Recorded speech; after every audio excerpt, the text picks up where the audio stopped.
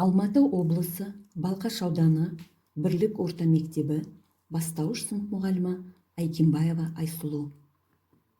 Қазақ тілі пәні 2 сынып. Бөлім қоршаған орта. Бөлімше тыңдалым, айтылым, жазылым. Сабақтың тақырыбы етістік. Сабақтың мақсаты мәтіннің тақырыбы мен тірек сөздердің негізінде мәтіннің мазмұнын болжау. Мәтіннің мазмұнын анықтауға бағытталған сұрақтар құрастыру және жауап беру. Сөз таптарын ажырату.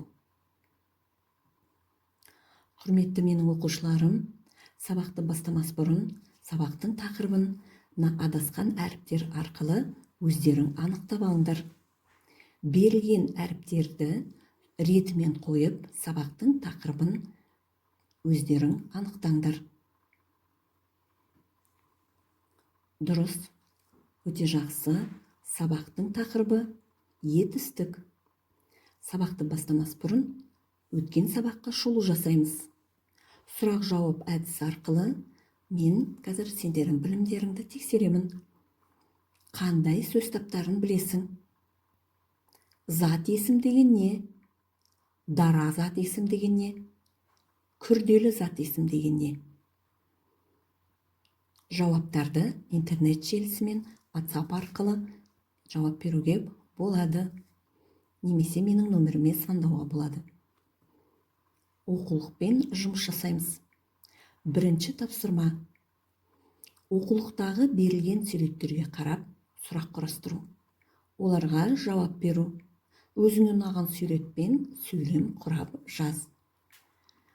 Яғни балалар, дәптерлеріңді ашып, күн ретін жазып, мына берілген суреттерге өздерің сұрақ қоя біліңдер.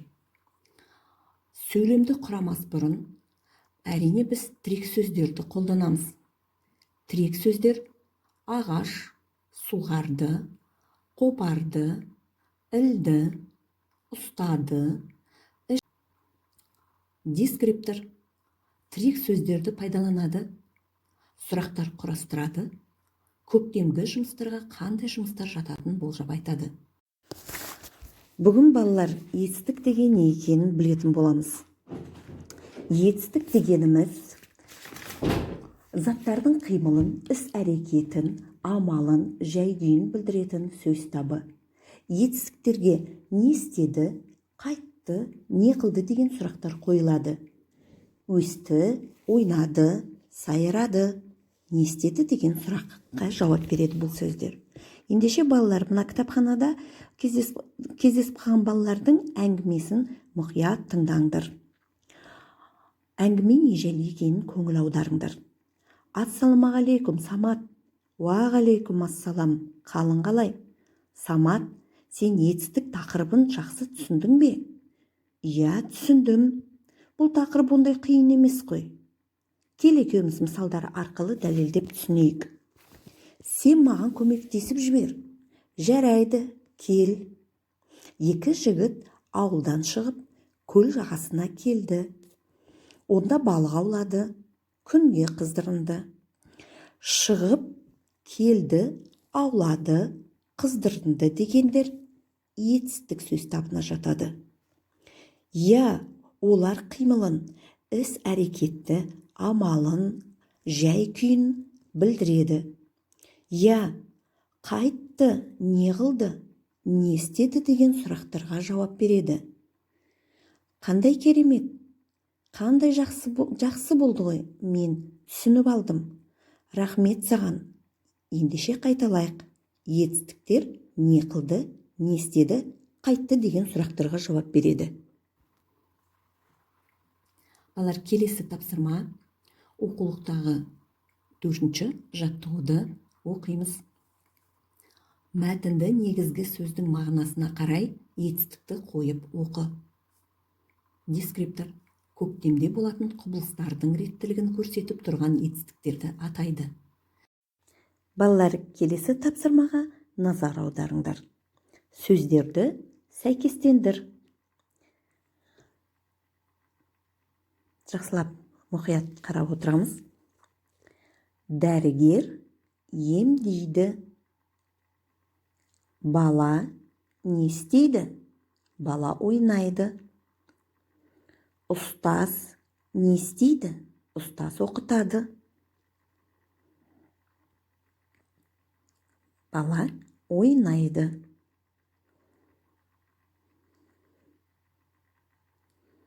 Ендеше келесі тапсырмамызға назар аударыңдар. Біз ауылда тұрамыз. Біздің үйде үй жануарлары көп. Олар жылқы, сиыр, қой, ешкі, ит, мысық және тауық. Жылқы көлік ретінде қолданылады. Сүтінен қымыз жасайды. Сиыр адамдарға сүт береді. Қой, ешкі жүн береді. Ит үйді күзетеді. Мысық тышқан аулайды. Тауық жұмыртқа береді. Ендеше жақсылап тапсырманы тыңдаңдар. Бұл мәтін сендерге таныс болып қалды.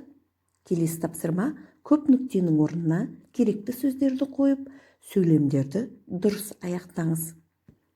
Үй жануарлары. Біз ауылда. Жақсылап мұқият тыңдап отырамыз. Біз ауылда не істейміз? Тұрамыз. Біздің үйде үй жануарлары көп.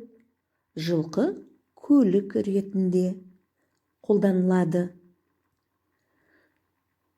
Сүтінен қымыз жасайды. Сиыр адамдарға сүт береді. Жақсы. Қой, ешкі жүн береді. Не істейді? Береді. Ит үйді күзетеді. Мысық тышқан аулайды. Не істейді деген сұрақтарға жауап береді. Біз мына кіріктіріп отқан сөздеріміз етістіктер. Келесі соңғы сөйлем тауық жұмыртқа береді. Өте жақсы балалар. Осымен осы тапсырманы да жақсы ойдағыдай тапсырыңдар. Жақсы балалар. Ендеше жұмысымыз аяқтар алдында біз саралау жұмысын жасап өтеміз. Саралау жұмысы бүгін тест арқылы берілмекші. Бірінші сұрақ: заттың қимылын, іс-әрекетін, амалын білдіретін сөздер қай сөз табына жатады? А нұсқасы зат есім, Ә нұсқасы етістік, Б нұсқасы сын есім. Екінші сұрақ: етістіктің сұрақтары. А нұсқасы не істеді, қайтты. Ә нұсқасы кім, кімдер. Б нұсқасы не, нелер. Үшінші сұрақ: бұлбұл әсем бақта ән салады сөйлемінде етістікті тап. Бұлбұл А нұсқасында, Ә нұсқасы әсем, Б нұсқасы салады. Осы берілген саралау жұмысының нәтижесін WhatsApp арқылы маған жіберулеріңізге болады. Жақсы балалар, ендеше сабағымыздың соңында әдеттегендей кері байланыс жасамақпыз. Егер саған сабақ ұнаса, тапсырманың барлығын сәтті орындадым десең, мына кеменің желкенін жасыл түске бояймыз. Егер сен сабақта белгілі бір қиындықты кездестірген болсаң, бұл кеменің желкені сары түске боялады. Егер сабақ барысында тапсырмаларды орындау қиын болып, мұғалімнің көмегі қажет болса, желкенді қызыл түске боя. Қалағаныңша кеменде бояп қоюыңа болады. Ендеше балалар, назарларыңа рахмет.